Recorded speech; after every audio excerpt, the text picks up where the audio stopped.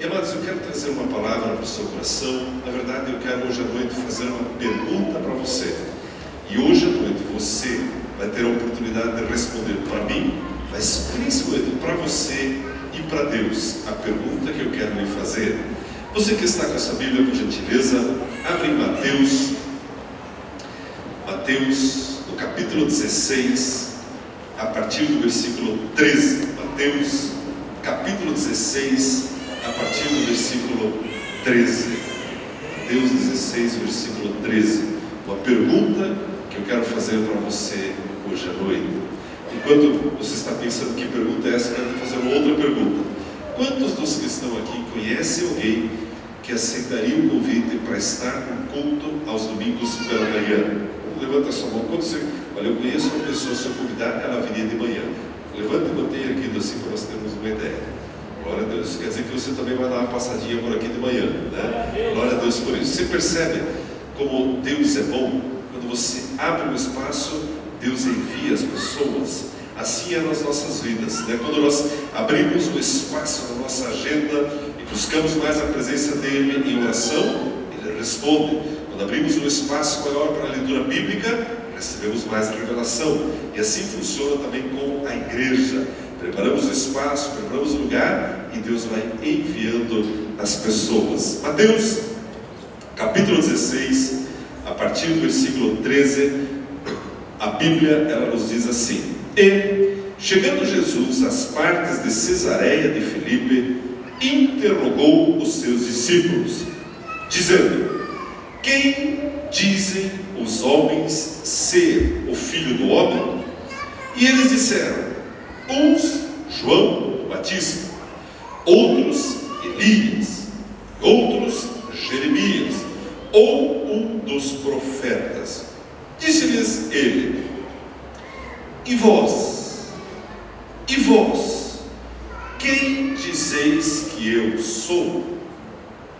Como eu, Cristã de São José dos Pinhais, quem vocês dizem que eu sou? Jesus pergunta para você e para mim hoje à noite: quem você diz que Jesus é? E Simão Pedro respondendo disse: Tu és o Cristo, o Filho do Deus vivo. Jesus respondendo disse: Bem-aventurado és tu, Simão Barjonas, porque tu não revelou a carne e o sangue, mas meu Pai que está nos céus. Pois também eu te digo, tu és Pedro, e sobre esta pedra edificarei a minha igreja, e as portas do inferno não prevalecerão contra ela. Amém? Até aqui a nossa leitura. Amados, que momento glorioso, que reunião extraordinária que Jesus estava tendo com os seus seguidores, com os seus discípulos. Que momento extraordinário. Você e eu sabemos, aqui já o ministério dele tinha avançado muito, os discípulos de Jesus tinham visto muita coisa, tinham sido usados por Deus para realizar milagres, curas, expulsar demônios, ouviram muitos ensinamentos de Jesus, viram a maneira como Jesus se relacionava com as pessoas, com os pecadores, com os fariseus, com os romanos, e eles agora tinham já um panorama, um cenário desse ser que estava guiando eles, que era o Senhor Jesus.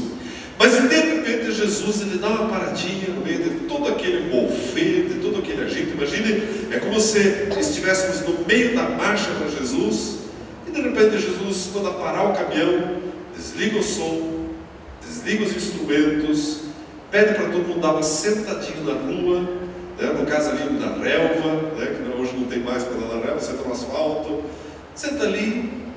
E Jesus olha para todos eles assim carinhosamente e faz uma pergunta: quem vocês dizem que eu sou? Primeiro, ele pergunta: quem as pessoas dizem que eu sou? E eu quero detalhar um pouco essa resposta dos discípulos com você nessa noite. A Bíblia diz que Jesus perguntou: quem dizem os homens ser o Filho do Homem? Você sabe o que significa a expressão Filho do Homem?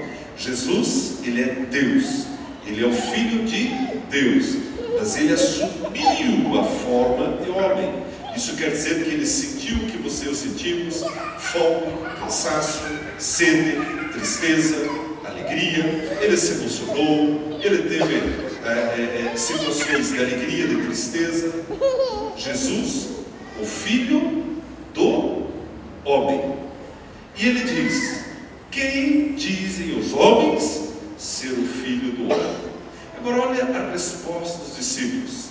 Talvez um olhou para o outro olhou para um e pensaram: bom, Jesus, eu já ouvi algumas pessoas dizendo que o Senhor é João o Batista.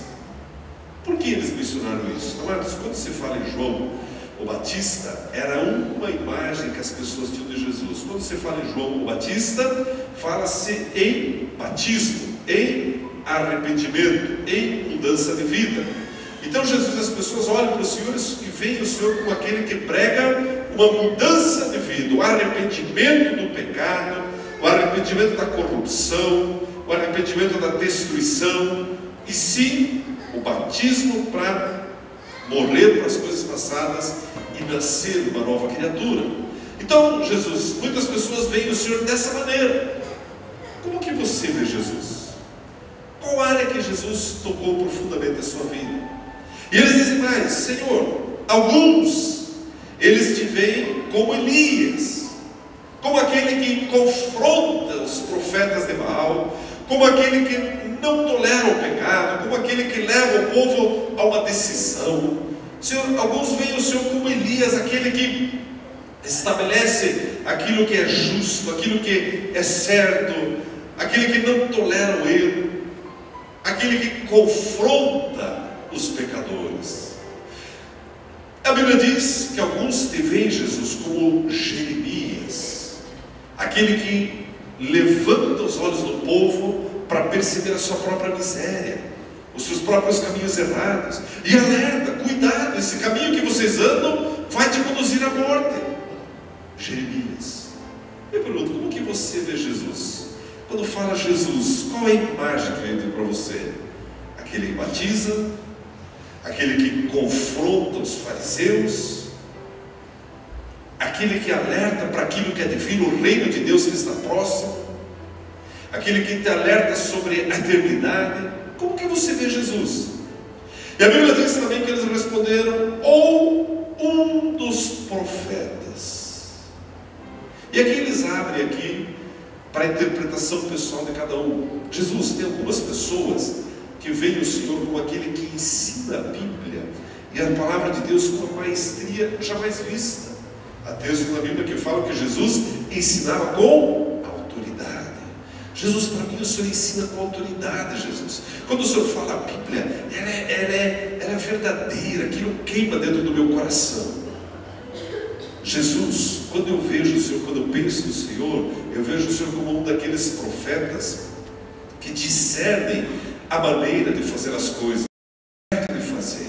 Jesus, o Senhor para mim é importante porque o Senhor me mostra a hora certa de dar o passo certo, no lugar certo e da maneira certa. Jesus, para mim, o Senhor é segurança.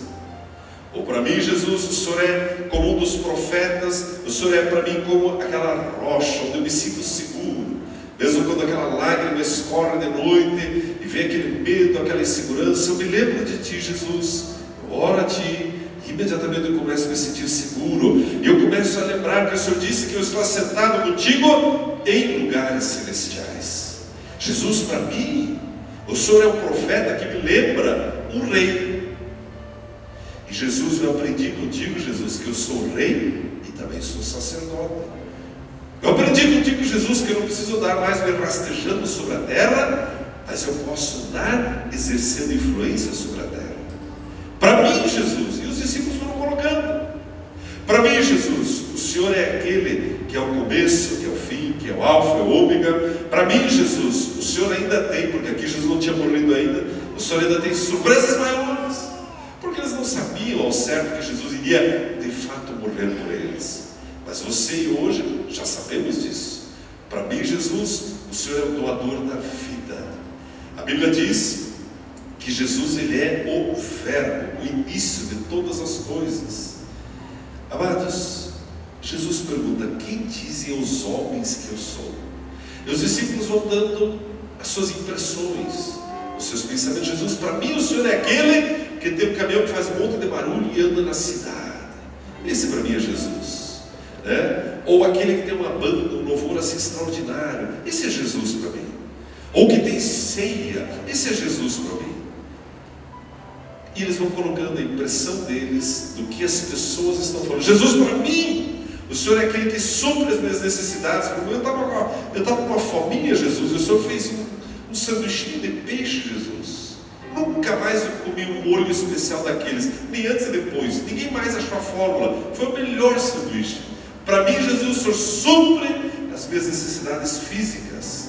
Jesus, uma vez, eu estava triste, abatido, e o Senhor me curou as minhas emoções. Eu estava me arrastando e tal, e agora eu ando feliz, já não mais cabisbaixo, mas sim erguido, jubiloso, confiante, seguro.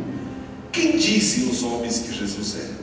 Quando as pessoas olham para você e para mim, porque nós somos os representantes de Jesus hoje, quem elas dizem que Jesus é? As pessoas que trabalham com você, que convivem com você e comigo no dia a dia, quem elas dizem que Jesus é, baseado no que elas veem em você e em mim? E Jesus de vez em quando é meio mal-humorado, principalmente segunda-feira. Jesus é meio rancoroso. Jesus não gosta muito de perdoar. Jesus gosta de uma fofoca. Quem as pessoas dizem que Jesus é, olhando para você e para mim? É uma boa pergunta. Amado, você sabia que o Senhor Jesus, Ele tem uma expectativa tremenda na sua vida, de que você transpire o nome dEle, que você exale o nome dEle, que as pessoas ao olharem para você vejam a Jesus? E Ele pergunta: quem os homens dizem que eu, Jesus, sou? Nesses dias sobre a terra, baseado no teu comportamento, baseado no teu testemunho, baseado na tua conduta. Uma pessoa amorosa, que facilita a vida dos outros, que consegue perdoar, que facilita o caminho das pessoas, ou alguém que dificulta, que ninguém quer estar junto? Quem dizem os homens que é Jesus? Mas é interessante que Jesus, ele avança mais e ele pergunta: e vós, quem dizeis que eu sou? Ele parte da pergunta que o povo diz que eu sou, agora ele diz: e você? Quem sou eu para você? Eu pergunto para você: quem é Jesus para você? Se você fosse definir assim, com uma ou duas palavras: Jesus é a razão da minha vida, Jesus é o centro da minha vida. Quem é Jesus para você? Ou Jesus eu vejo no fim de semana, Jesus eu ouço na letra de uma música, Jesus de vez em quando eu folheio na Bíblia. Quem é Jesus para você? Quem é Jesus para essa igreja? Mas esta é uma pergunta que Jesus faz, e não é uma resposta para uma única vez. É uma resposta que Jesus, uma pergunta que Jesus sempre faz, e todo dia eu preciso responder para Ele. Sabe como eu respondo? Da maneira que eu vivo. Se Jesus realmente é importante para mim, eu vivo de maneira que outras pessoas possam conhecê-lo através de mim.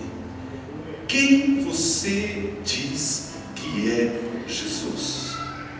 Muitas vezes nós temos uma dificuldade em compartilhar o nome de Jesus, ou de seguir os seus ensinos. Será que Jesus realmente já é central na sua e na minha vida?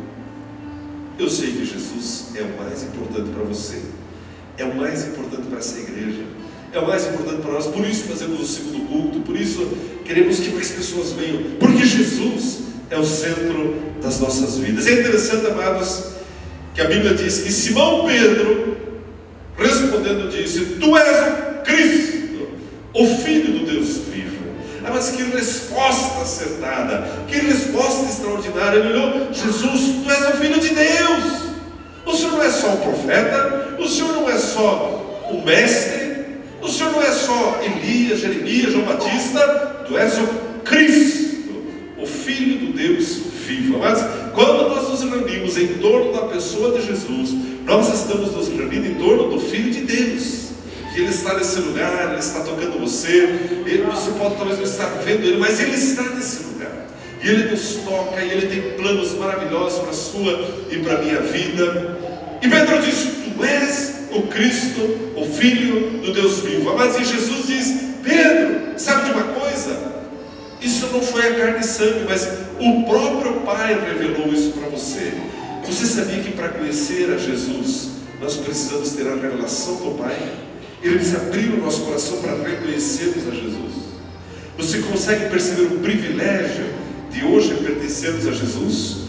Porque o Pai abriu o teu entendimento, o teu coração, para que você pudesse reconhecer que Jesus é o Filho de Deus. Mas é interessante que quando Jesus diz: pois também eu te digo que tu és Pedro, e sobre esta pedra edificarei minha igreja, e as portas do inferno não prevalecerão contra ela. Quero passar rapidamente por aqui, mas muitas pessoas dizem: ah, está vendo, por isso Pedro é o chefe da igreja. Não tem nada a ver. O que Jesus estava dizendo: você é Pedro, e sobre essa pedra, ele está falando coisas diferentes. Amados, esta pedra, eu tive a oportunidade de estar num lugar lá em Israel uma vez, e o senhor que estava nos acompanhando, bem velhinho, assim, ele falou, nem crente era, ele falou: sabe, pastor, eu creio que quando Jesus falou isso, ele estava num lugar como esse, era uma das nascentes do Jordão, que tinha uma montanha de pedra assim, com vários altares para vários deuses estranhos. Ele disse, eu creio que Jesus disse: você é Pedro, e sobre esta pedra, a pedra do mal, do inferno, acima dela eu vou edificar a minha igreja, e as portas do inferno, as autoridades do inferno não vão prevalecer contra a minha igreja. Você percebe, amados, que Deus nos revela quem Jesus é? O privilégio de sabermos que Ele é o Filho de Deus. Jesus é o Filho de Deus, e nós queremos nos preparar para daqui a pouco o batismo. Mas, amados, quando nós perguntamos quem é Jesus para você, eu sei que muitas coisas passam pelo seu coração, pela sua mente, quantas coisas Jesus já não fez. A Verinha estava me lembrando aqui, enquanto dedicávamos essas crianças, que o Heitor, né, a mãe do Heitor, cadê a mãe do Heitor? Está aqui ou está lá atrás? Deve estar no aniversário. Está ali, ó, está ali. O pai está ali, a mãe está ali, a mãe está lá. A Verinha estava me lembrando que ela tinha um problema renal, não é verdade? Hernia. E Jesus curou. E está aí um bebezinho. É maravilhoso. Quem é Jesus para você? Quem é Jesus para você? Amados, eu quero que você ouça com muita atenção o que a Marli tem para contar. Marli, vem aqui. Quem é Jesus para você, amados? É algo que você e eu precisamos responder para nós mesmos. Ouça essa história, por gentileza. E daí, Marli, conta para nós o que aconteceu. Jesus é lindo, né? E além de ser lindo, a gente tem contemplado os milagres dele. Há menos de 2 semanas atrás, a Verinha ligou para mim, e eu estava trabalhando, e ela disse: Marli, você vai no Pequeno Príncipe hoje? Na verdade não era o meu dia, mas aí ela comentou que ela tinha ouvido no jornal que uma criança tinha caído do 4º andar de um prédio. Aí quando você imagina... Alguém lembra dessa notícia que há umas 2 semanas atrás uma criança ganhou um prédio lá em Curitiba? Várias pessoas estão lembradas. Então, quando você imagina uma criança, você pensa assim, uma criança de uns 5 aninhos, 6 aninhos, né? Que pode até subir numa gradinha e tal. E eu fiquei imaginando, quando ela falou uma criança, imaginei uma criança dessa idade. E aí eu peguei e fui naquele dia. Eu faço voluntariado hospitalar ali no Pequeno Príncipe, então para mim é fácil eu entrar a qualquer hora. E daí eu fui lá dar uma olhadinha nessa bebê. Bebê, quando eu cheguei lá, eu vi que era uma bebê, não era uma criança de 5, 6 anos, mas era uma bebê de 1 ano e meio, mais ou menos, 1 ano e 6 meses, 7 meses, por aí. E quando eu entrei assim, me deparei lá na UTI, essa criança estava desacordada, estava cheia de aparelhos, com dificuldade de respirar, e era um bebezinho tão fragilzinho, e comove a gente ali. E a bebê estava sozinha, a mãe não estava ali naquele momento. E comecei a orar ali e entregar para Jesus ali e dizer: Jesus, estende a tua mão, porque onde a mão da medicina não alcança, eu sei que é a tua alcança. E isso é uma certeza que a gente pode carregar no coração. Que quando o diagnóstico médico chega de uma maneira bem estúpida ali, se nunca pode deixar de crer que o diagnóstico de Deus é vida. E ali eu fiquei declarando vida. Só que quando eu entrei na UTI, eu vi uma mulher chorando muito. Ela chorava muito, mas como eu fui direto ali para a UTI, depois da volta, essa mulher continuava chorando. E eu imaginei que podia ser a mãe da criança. E eu fui ali e me encontrei com ela. E ali, o médico tinha acabado de dar o diagnóstico. E o diagnóstico do médico para ela era assim: mãe, a qualquer momento, a tua filha vai entrar em óbito. E a mãe me contou isso. E eu pensei, meu Deus, que duro eu receber uma notícia dessa, né? Com tanta frieza, assim. E ela estava muito desesperada. E ali nós pudemos, nós duas, orarmos para Deus, entregar a criança para Deus. O nome da criança chama Beatriz Vitória. E um nome profético até, né? Fala de vitória. E a mãe também é uma mulher de Deus. E ali nós pudemos orar com essa criança. E isso faz talvez menos de 2 semanas. E em menos de 2 semanas, Jesus operou um milagre maravilhoso. E essa criança, o diagnóstico do médico ficou para trás. Porque o diagnóstico de Jesus é vida. E a vida abundante. E eu vejo assim, muitas vezes eu me deparo lá no hospital com pessoas que talvez não tenham o conhecimento de quem é Jesus. E hoje eu ando pregando quem é Jesus para você, né? Então tem pessoas que não têm esse conhecimento. E quando elas olham um diagnóstico de morte, elas dizem assim: Deus quis assim. E quando elas falam isso para mim, Deus quis assim, eu digo: não, Deus nunca vai querer isso, senão Ele não ia criar. Como que um Criador, um ser de tanta bondade, de tanto amor, cria e daqui a pouco Ele destrói? Não existe isso. E eu tenho falado para essas mães: não, Deus não quer isso, né? Nós temos que se unir em oração. E a oração, amados, é a maior arma que um ser humano tem para combater o mal. Porque se você chegar para um médico com uma arma de fogo lá e dizer: olha, se você não curar minha filha, eu vou te matar, de repente você vai ter que fazer isso. Mas a oração é a maior arma que temos para declarar vida, para declarar saúde, porque Jesus quer isso. Ele requer da gente a oração e a fé. Mas me diga uma coisa, essa mulher, quanto tempo ela estava em Curitiba? Fala um pouquinho dessa história dela que você contou e o que aconteceu no dia seguinte que você foi lá. Então, essa mulher, ela contou para mim o seguinte, que fazia uma semana que ela veio trabalhar para uma família. E daí quando ela chegou nesse lugar, essa família, ela disse assim: olha, eu vou deixar você trabalhar alguns dias da semana em outras famílias. E você vai ganhar um dinheirinho assim também. E enquanto isso você mora aqui. E aí ela chegou numa segunda, no dia que aconteceu, ela se levantou para ir preparar o jantar.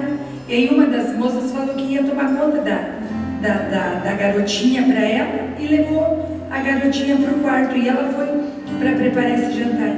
E de repente ela só ouviu os gritos dessa moça, né? Que a criança caiu. E ela perdeu até os sentidos, ela não entendia o que era. Ela me disse que ela achou que o gatinho lá caiu, mas que jamais ela pensava que seria a filha dela. E hoje, quando eu fui buscá-la, ela voltou para essa casa. Hoje eu ia buscá-la na casa de apoio, mas ela me ligou, ela disse: eu estou na casa da família que me acolheu novamente. E eu fui lá e é um prédio antigo. Enquanto eu esperava ela descer, eu fiquei olhando para aquelas paredes. Prédio antigo, eles têm as paredes mais altas, parecem pé direitos. Então ali eu comecei a ver a dimensão da altura, que seria 4 andares de um prédio antigo. E ali eu comecei a contemplar o milagre de Deus. Porque os 4 andares de um prédio antigo é diferente de hoje um prédio novo. Hoje são mais baixos. E aí eu comecei a ver realmente e contemplar o milagre de Deus. A Avenida me falou que o primeiro dia foi aquilo, no segundo dia o que aconteceu e no terceiro?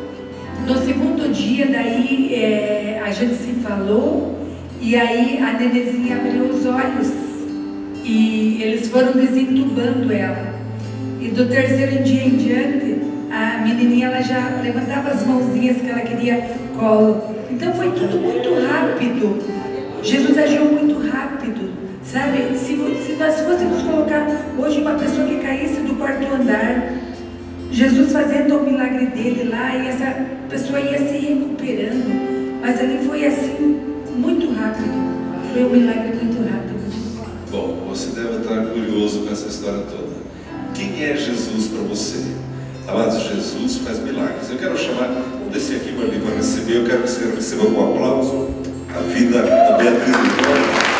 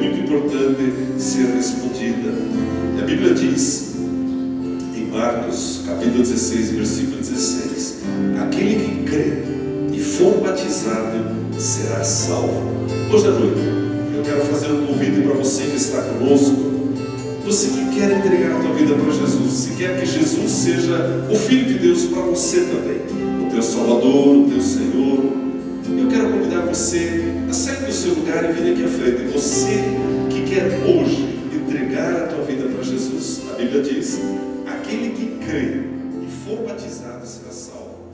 E também você que já